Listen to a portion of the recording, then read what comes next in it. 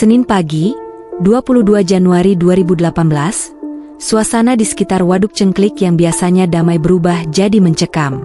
Seorang warga yang sedang mencari rumput tak sengaja menemukan sesuatu yang membuat bulu kuduknya berdiri. Di rerumputan pinggir jalan, tubuh seorang perempuan ditemukan tak bernyawa.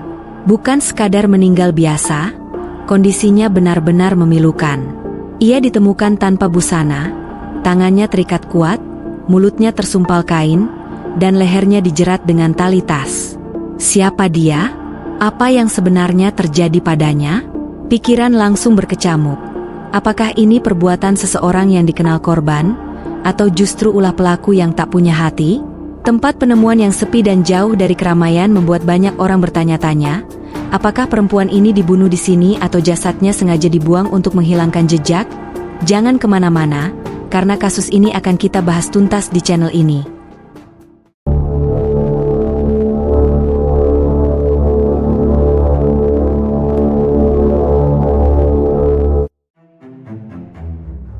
Dera Duwanti Dirgahayu, seorang wanita yang dikenal ramah dan baik hati, berasal dari kawasan Tembalang, Kota Semarang.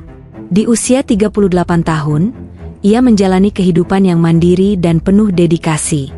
Dera bekerja di sebuah bank perkreditan rakyat, BPR Citadewi, yang berlokasi di Colomadu. Dalam kesehariannya, ia tinggal seorang diri di sebuah rumah sederhana di perumahan Sawahan Indah 6, Ngemplak, Boyolali. Dera dikenal sebagai sosok pekerja keras. Rekan-rekan kerjanya seringkali mengagumi semangatnya yang tak pernah padam, meskipun ia harus menempuh perjalanan cukup jauh setiap hari untuk bekerja. Ia tidak hanya berdedikasi terhadap pekerjaannya, tetapi juga pada relasinya dengan teman-teman dan tetangganya. Kesaksian dari orang-orang terdekatnya menggambarkan Dera sebagai pribadi yang hangat. Ia mudah tersenyum dan selalu siap membantu siapapun yang membutuhkan. Tidak jarang, ia menjadi tempat curhat bagi teman-temannya yang sedang menghadapi kesulitan.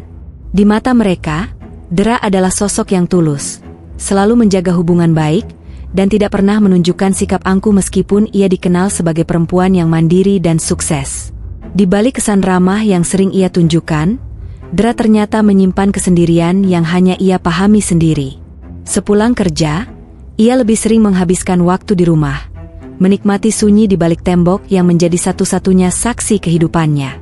Rumah di perumahan Sawahan Indah 6 itu sederhana, namun bersih dan terawat, mencerminkan kepribadian pemiliknya. Tetangga sering melihat Dera keluar rumah hanya untuk hal-hal penting, seperti bekerja atau berbelanja kebutuhan sehari-hari. Ia jarang berlama-lama berbincang, meskipun selalu menyapa dengan senyuman hangat.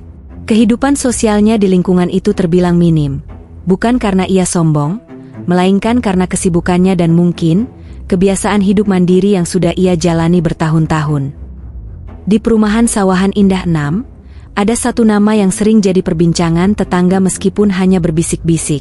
Beki Afrianto.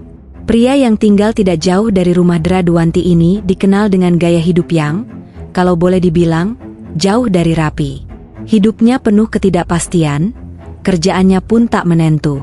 Kadang terlihat sibuk dengan pekerjaan serabutan, tapi lebih sering terlihat nongkrong tanpa arah. Beki juga punya kebiasaan buruk yang makin membuat tetangga geleng-geleng kepala. Ia suka berjudi. Hampir setiap malam, ada saja gosip kalau Beki menghabiskan waktu di meja judi, mencoba peruntungan yang, sayangnya, jarang berpihak padanya.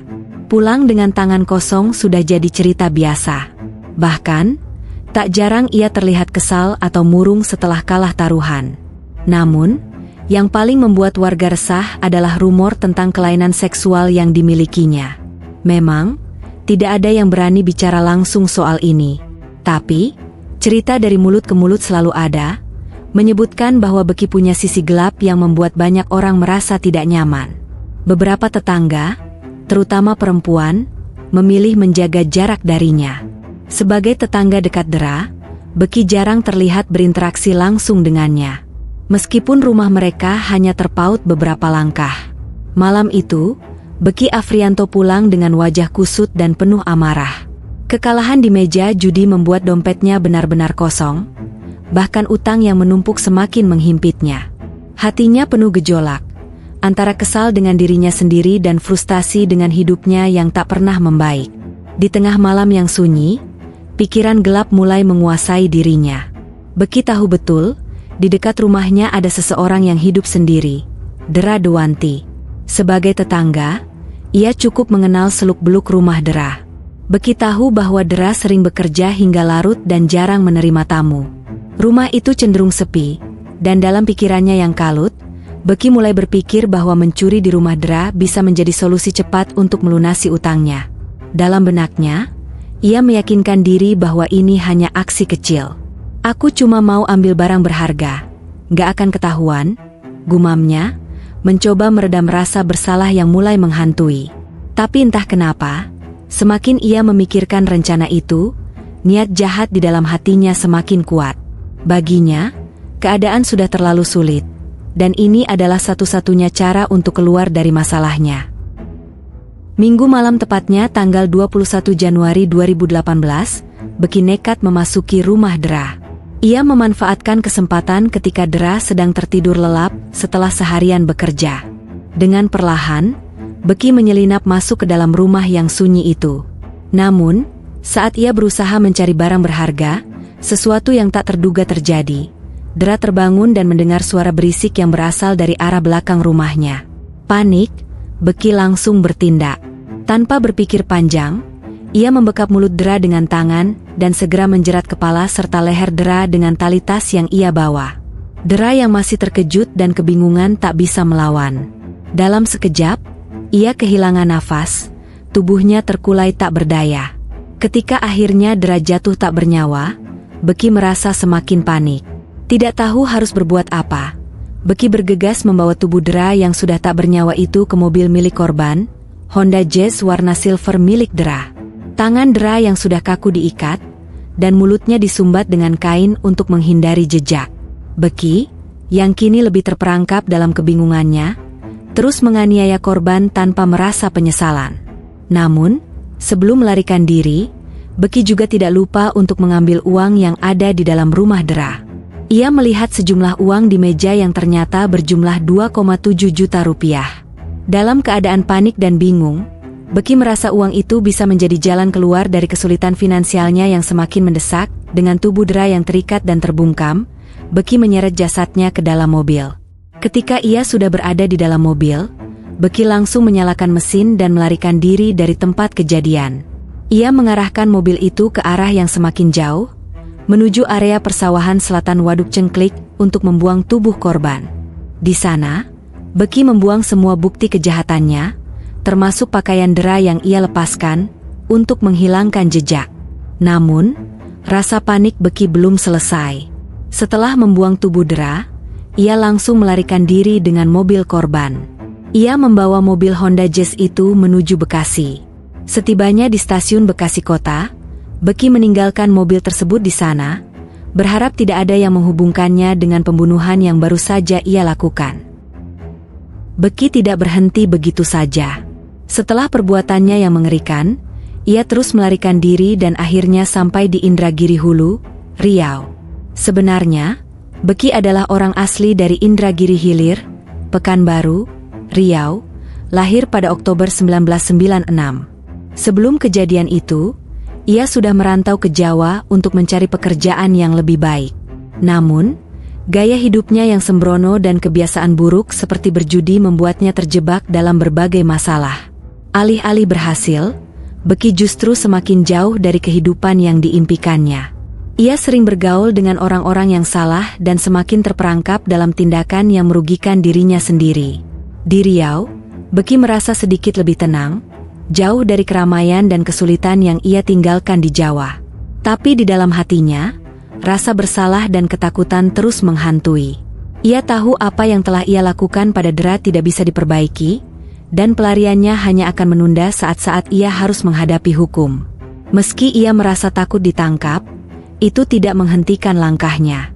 Beki mencoba menenangkan diri dengan berpindah-pindah tempat, berharap bisa melupakan apa yang terjadi.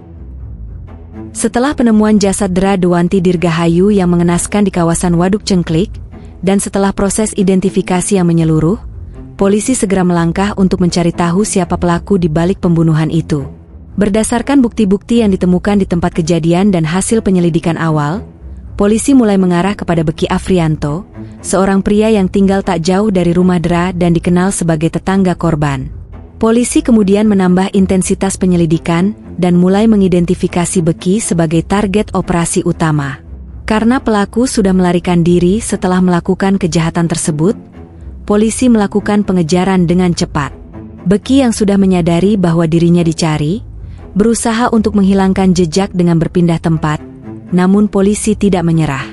Berdasarkan petunjuk yang terus berkembang, pihak kepolisian melakukan koordinasi dengan berbagai pihak untuk melacak keberadaan Beki. Mereka mengumpulkan informasi dari tetangga, teman-teman korban, serta rekaman CCTV yang menunjukkan bahwa Beki berada di sekitar lokasi sebelum dan sesudah pembunuhan tersebut. Pengejaran semakin intensif, dan polisi tidak berhenti hingga akhirnya dapat memastikan bahwa Beki adalah pelaku yang bertanggung jawab atas pembunuhan tersebut. Pada Jumat, 26 Januari 2018, polisi akhirnya berhasil menangkap Beki Afrianto, pelaku pembunuhan Dra Dewanti Dirgahayu, setelah melakukan pengejaran intensif selama 5 hari pasca kejadian. Penangkapan Beki terjadi di Indragiri Hulu, Riau, tepatnya di dekat salon tempat pacar Beki, seorang waria bernama Cinta, bekerja. Kepala Satreskrim Polres Boyolali, AKP Willy Budianto, mengungkapkan bahwa petugas menemukan Beki saat hendak pergi memancing ikan di sekitar lokasi tersebut. Pada saat penangkapan, Beki mencoba menyembunyikan identitas pacarnya dengan menunjukkan Cinta, yang ternyata seorang waria.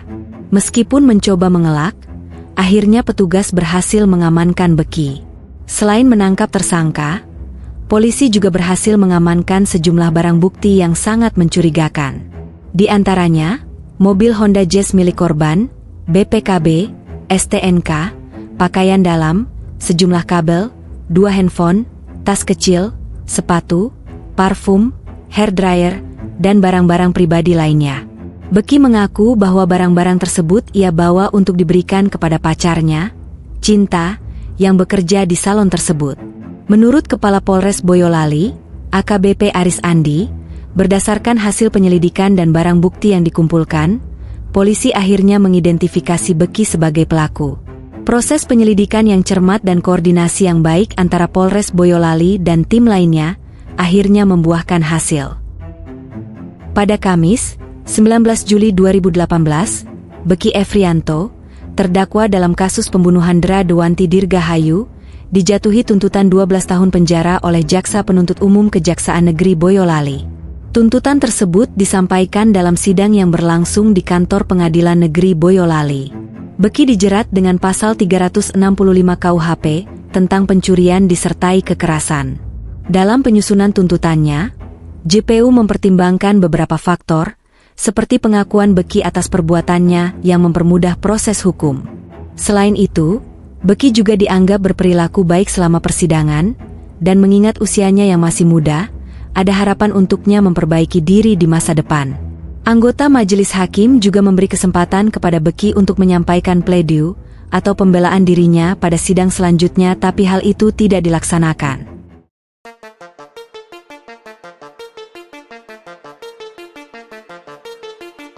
Andai saja pada malam itu, Beki Afrianto tidak kalah dalam perjudian yang menguras seluruh uangnya, mungkin hidup Dra Dewanti Dirgahayu dan perjalanan ceritanya tidak berakhir dengan tragis. Jika Beki tidak berada dalam tekanan akibat hutang judi, mungkin ia tidak merasa terdesak dan memilih untuk melakukan hal-hal yang lebih bijaksana, daripada mengikuti naluri buruk yang membawanya pada keputusan fatal. Terkadang, sebuah keputusan sepele bisa mengubah banyak hal dalam hidup kita, dan itulah yang terjadi pada malam itu. Sebuah kekalahan dalam judi, yang tanpa disadari, menjadi titik balik yang membawa kehancuran bagi banyak pihak.